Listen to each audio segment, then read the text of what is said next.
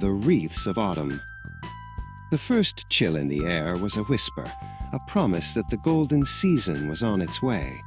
I found the perfect wreath for the front door, a welcome sign for the coming months.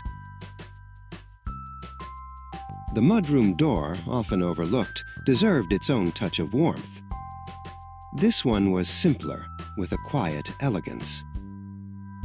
For the heart of the home, I chose a wreath that felt like a harvest feast. It was a celebration of the season's bounty. The patio door, a gateway to the crisp autumn air, needed a wreath that felt like a walk in the woods. Even the quietest corners of the house deserved a touch of autumn's magic. This wreath was a gentle reminder of the season's peace. For the guest room, I chose a wreath that felt like a warm embrace, a promise of comfort and welcome.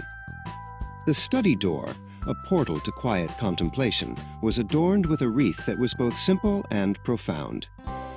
Even the pantry door, a humble gateway to everyday provisions, held a small, delightful surprise. With each door adorned, the house felt complete, a quiet tribute to the season's gentle beauty. The house was no longer just a house. It was a home, breathing in the crisp air of autumn, each wreath a quiet, beautiful breath.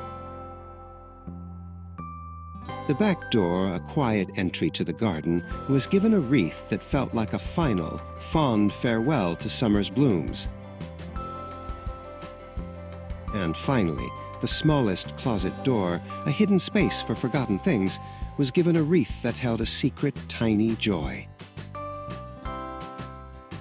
The laundry room door, a place of everyday tasks, was given a wreath that smelled of clean linen and crisp autumn air.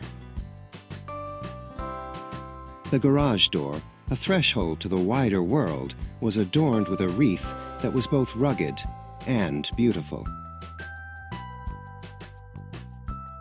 Every door, every corner, held a piece of the season's heart.